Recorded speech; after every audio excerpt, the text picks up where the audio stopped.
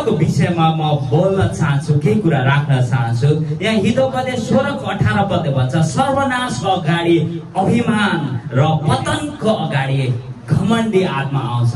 केही कुरा पतन हुनुभन्दा अगाडि घमण्डी आत्माहरू आउँछ भनेर चाहिँ यहाँनिर चाहिँ बाइबलले भन्दछ है। आज हामीले संसारमा मानिसहरूलाई हेर्यौँ भने विभिन्न कुराहरूमा मानिसहरू घमण्ड गरिराखेको छ।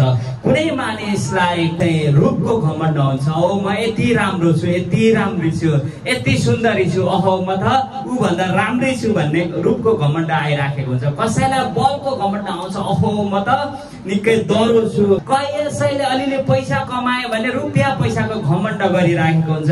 यो चाहिँ हामी धेरै ठाउँमा देख्छौँ। कसैले आफ्नो रूपको, रङको, वयसको मानिसहरूले घमण्ड गरिराखेको हुन्छ होइन। तर घमण्ड भन्ने चिज चाहिँ एकदमै परमेश्वरले त्यसलाई चाहिँ चाहनुहुन्न, रुचाउनुहुन्न है। हामी यदि रूपको घमण्ड गर्छौँ भने एक दिन कुरो त्यही हो होइन।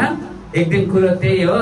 अनि जति नै रूपको घमण्ड गरे पनि एक दिन अनि खुम्चेर जानै पर्छ। जति नै बलको घमण्ड गरे पनि अनि एक दिन हामी कमजोर भएर जानुपर्छ। पैसाको घमण्ड गर्छौँ भने मरेर जाँदा हामी पैसाहरूलाई, त्यो कुराहरूलाई चाहिँ लगेर जाँदैनौँ। संसारमा मानिसहरूले चाहिँ त्यस्तो घमण्ड गरिराखेको छ। अनि बाइबलले चाहिँ के भन्छ भन्दाखेरि चाहिँ घमण्डलाई चाहिँ परमेश्वरले चाहिँ रुचाउनुहुन्न। परमेश्वरले घमण्डलाई चाहिँ इन्कार गर्नुहुन्छ। अनि जब हामी घमण्डी हुन्छौँ, घमण्डी भइसकेपछि चाहिँ घमण्डले चाहिँ पतन ल्याउँछ, डिस्ट्रक्सन ल्याउँछ भनेर चाहिँ बाइबलले भन्दछ।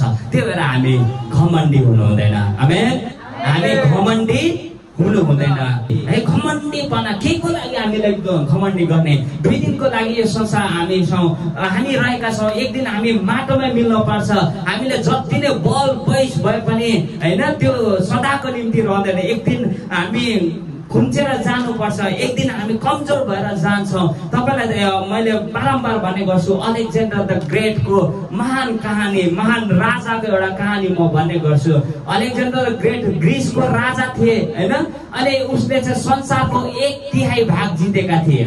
उसँग पैसामा पैसा थियो, बलमा बल थियो, वयसमा वयस थियो, सब कुरा थियो अलेक्जेन्डर द ग्रेटसँग चाहिँ होइन। उसको श्रीमती थियो, सब कुरा होइन, परिवार थियो, सबै कुरा थियो। ऊ जिन्दगीमा कहिले पनि युद्धमा हारेको थिएन अलेक्जेन्डर द ग्रेट।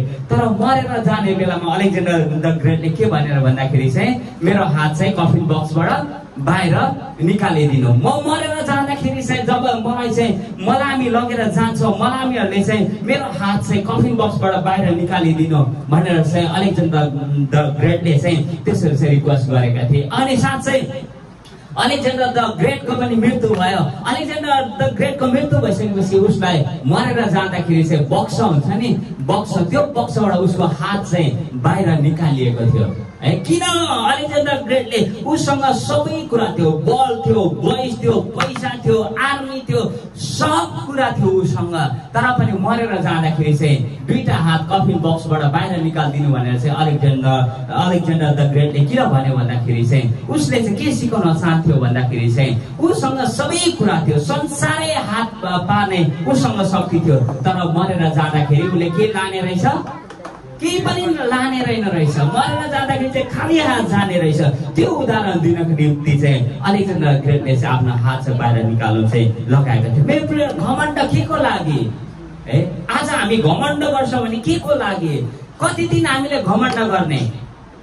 म यो छु, म त्यो छु भने कति दिन घमण्ड गर्ने? हामी घमण्ड नगरौँ। एकपटक भ्यागुताहरू, थुप्रै भ्यागुताहरू रहेछ है। भ्यागुता थाहा छ नि सबैजनालाई? थुप्रै भ्यागुता थिएछ। एउटा चाहिँ अलिक ठुलो भ्यागुता रहेछ। अनि त्यो भ्यागुताले चाहिँ के गर्दो रहेछ भन्दा चाहिँ घमण्ड गर्दो रहेछ। ओ म सबैभन्दा ठुलो छु, पुरा घमण्ड उमा चाहिँ आएछ। अनि घमण्डले फुलिन थालेछ। अनि अलिक ठुलो भ्यागुता आउँदाखेरि चाहिँ म जत्रै आएछ भनेर ऊ घमण्डी देखाउनको लागि अलिक ठुलो फुलिदिएछ होइन, अलिक ठुलो फुल्यो। अनि त्यस पछाडि फेरि त्यो मासमा, त्यो खेतमा हुँदै गर्दा अर्को अलिक ऊ जत्रै भ्यागुता होइन, फुलेको जत्रै भ्यागुता हुँदा अनि उमा त घमण्ड थियो मै ठुलो। अनि त्योभन्दा पनि ठुलो देखाउनको निम्ति अझै ठुलो फुल्यो। फुलिँदा फुलिँदा फुलिँदा घमण्डले फुलिँदा फुलिँदा अन्तिममा त्यो भ्यागुता पड्किएछ है। क्या च्यात्त फुटेर मरेछ। यहाँबाट के गर्छौँ भन्दा चाहिँ हामी जब घमण्डले फुल्दै फुल्दै जान्छौँ, जब घमण्डले हामी फुल्लिन्छौँ भने चाहिँ अनि हामी चाहिँ त्यस पछाडि चाहिँ हामीमा पतनहरू आउँछ भनेर हितोपदेश 16:18 हामीले यहाँ भनेको छ। सर्वनाशको अघि अभिमान आउँछ। के आउँछ अरे? सर्वनाशको अगाडि अभिमान आउँछ। पतनको अगाडि के को आत्मा आउँछ? घमण्डको आत्मा आउँछ। मानिसहरू चाहिँ पतनभन्दा अगाडि चाहिँ घमण्ड गरिराखेको हुन्छ। हामी धेरै उम्लिनु हुँदैन भन्छ नि बुढापाकाले, होइन?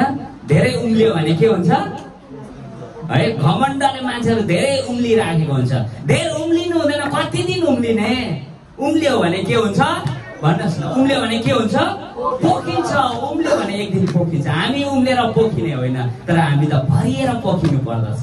आशिषले भरिएर भजन सङ्ग्रह 23 अध्यायले के भन्छ?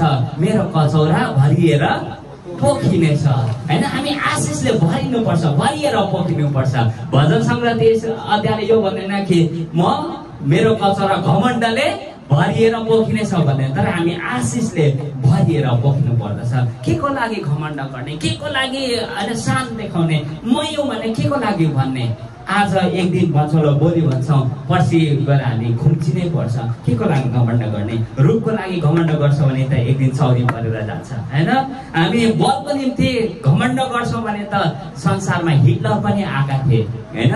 हिटलरले अनि धेरै यहुदीहरूलाई आगोको भट्टीमा मारेका थिए। संसारलाई आफ्नो कब्जामा पार्नको निम्ति सक्षम भएका थिए हिटलर।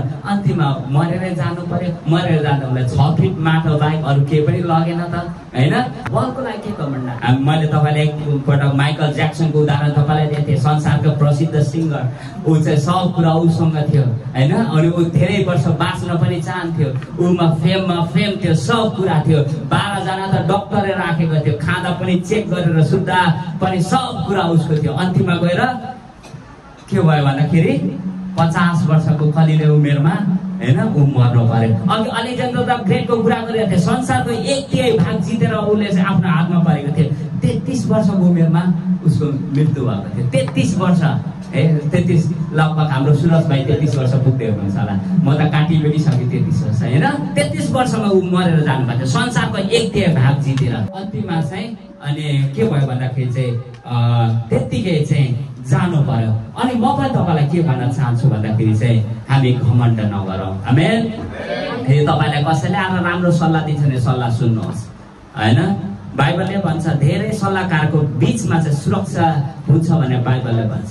मानिसहरू घमण्डी भएर कहिले काहीँ सल्लाह दिँदा पनि सल्लाह सुन्दैन, सल्लाह लिन खोज्दैन, होइन? म त के भन्छु भन्दाखेरि हरेक कुरामा तपाईँले सल्लाह लिनुहोस्, सल्लाह सुन्नुहोस्, अरूले भनेको कुरा सुन्नुहोस्। कहिले काहीँ सबै कुरा सुन्नुपर्छ भन्ने छैन। राम्रो कुरा सुन्नुहोस्, घमण्डी नहुनुहोस्। ऊ भन्दा म जानेछु, उसले सिकाइराख्ने, उसले भनेको कुरा मैले मान्नुपर्छ, त्यो कुरा हामीले लिनु हुँदैन। एकअर्कामा सल्लाह लिनु पर्दछ।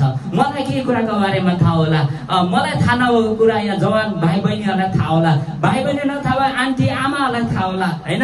अब हाम्रो जीवनको बारे आमा तल बसेर मलाई सुनिराख्नु भएको छ। म पढाइ लेखामा उहाँभन्दा धेर छु, पढाइ लेखेको छु, तर अनुभवमा मभन्दा उहाँ जान्ने हुनुहुन्छ। उहाँबाट पनि कहिले काहीँ होइन, अनुभवमा उहाँले त छोराछोरी हुर्काएर नाता नातिना देखिसक्नुभयो, होइन? उहाँसँग त्यो अनुभव पर्छ। मैले नजाने कुरा उहाँले जान्नुहुन्छ, उहाँले नजाने कुरा मैले जान्छु। हामीले सल्लाह लिनु पर्दछ। फ्यामिलीमा पनि कुनै पनि निर्णय गर्नु पर्दा, ठुल्ठुलो कुरा गर्नु पर्ने, तपाईँ सल्लाह लिनुहोस्, जानकारी लिनुहोस्, आउनुहोस्, हामी सल्लाह तपाईँलाई दिन सक्छौँ। अरू कहाँ सल्लाह लिनुहोस्, तर घमण्डी नहुनुहोस्। किन मैले उसको कुरा सुन्ने, किन मैले सुन्ने, है? धेरै पटक त्यो भइराखेको हुन्छ। त्यही कारणले गर्दाखेरि घमण्डले चाहिँ पतन ल्याउँछ, है? हामी गोमन सर्पको अहिले कुरा आउँदै थियो। गोमन सर्प चाहिँ हामी फुल्लिनु हुँदैन, है? रोमी 12:16 कति मजाले त्यहाँ लेखेको छ। एक अर्कासँग के गरेर बस, मिलेर बस, एक अर्कासँग मिलेर बस, अभिमानी नहो, नम्रहरूको सङ्गत गर, अनि कहिले अहङ्कारी नहो। कहिले अहङ्कारी नहो भनेको चाहिँ कहिले घमण्डी नहो, अहङ्कारी नहो। हामी अहङ्कारी हुनु हुँदैन, है? परमेश्वरले हामीलाई केही समयको निम्ति यो संसारमा पठाउनु भएको छ। हामी चाहिँ कहिले काहीँ सोची पठाउन सक्यो, म यो संसारमा चाहिँ 100-200 वर्ष नै बाँच्छु, कहिले नै मर्दिन, जत्तिकै तरिकाले हामी घमण्ड गरी पठाउँछौँ। घमण्डले फुली पठाउँछौँ, भ्यागुता चाहिँ पड्किनै खोजिहाल्छौँ घमण्डले चाहिँ, है? तर हामीमा त्यो घमण्डहरू चाहिँ हुनु हुँदैन। थाहा छ बाइबल दानियलको पुस्तकमा तपाईँले हेर्नु भने त्यहाँ एकजना राजा पाउनुहुन्छ, नबुकदनेश्वर, अङ्ग्रेजीमा हामी नबुकदनेश्वर भन्छ। नबुकदनेश्वर राजा त्यहाँनिर उसँग सब कुरा थियो। बाबिलोन जस्तो एकदमै विशाल देश, शक्तिशाली देशको ऊ राजा थियो हैन। दानियलको पुस्तकमा तपाईँ पाउनुहुन्छ नबुकदनेश्वर, सब कुरा उसँग थियो। बाबिलोन जस्तो ठाउँको राजा थियो ऊ।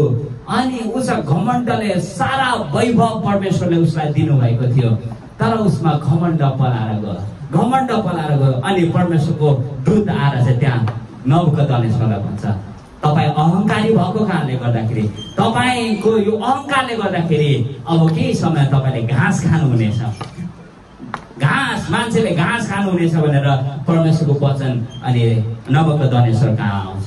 नबुकदनेश्वरले के भन्छ, मैले घाँस खाने होइन, म संसारको लाई तल लाउने बाबिलोन जस्तो राज्यको राजा, मैले घाँस खाने भनेर ऊ घमण्डी भइराखेको छ। साँच्चै परमेश्वरले त्यहाँनिर दण्ड लिनुहुन्छ। केही समय पछाडि ऊ 7 वर्षसम्म शीतमा अनि ऊ चाहिँ घाँस खाँदै उसको नङ्ग्रा चाहिँ चिलको जस्तो पलाएर चाहिँ अनि ऊ चाहिँ त्यसरी बस्नु परेको घटना हामी दानियलको पुस्तकमा पाउँछौँ। यो सबै कुरा किन भयो भन्दा घमण्डको कारणले गर्दाखेरि। मेरो प्रियहरू, हामी घमण्ड नगरौँ। मै जानेछु, घमण्डले चाहिँ म ल्याउँछ। तपाईँले यशाया 14 अध्यायमा, इजिकल 28 अध्यायमा हेर्नु भने त्यहाँ शैतानको पतनको विषयमा तपाईँ पाउनुहुन्छ है। अनि शैतानलाई परमेश्वरले स्वर्गदूतको रूपमा सृष्टि गर्नुभएको थियो, शैतानको रूपमा सृष्टि गर्नुभएको थिएन। तर स्वर्गदूत कसरी शैतान बन्न पुग्यो भन्दाखेरि कारण एउटै, उसमा चाहिँ घमण्ड पलायो। जब लुसिफरलाई चाहिँ परमेश्वरले होइन, लुसिफर भनेको बिहानको चम्किलो तारा भन्ने हुन्छ, ऊ चाहिँ एकदमै चम्किलो तरिकाले सृष्टि गरिएको थियो। स्वर्गदूतै हो पनि एकदमै राम्रो थियो। अनि आफूमा राम्रो भएको कारणले गर्दा, आफूमा सुन्दरता भएको कारणले गर्दा लुसिफरको मनमा चाहिँ अब घमण्ड आउन थाल्यो। अनि त आफैलाई सृष्टि गर्नेलाई उसले त के भन्न थाल्यो, होइन परमेश्वरलाई हटाएर म त्यो ठाउँमा पनि बस्न सक्छु त, केमा चाहिँ ममा कमजोर छ, ममा चाहिँ के कम छ, म भनेर त्यहाँनिर चाहिँ म भन्ने शब्द प्रयोग गरिसकेपछि ऊ घमण्ड आयो।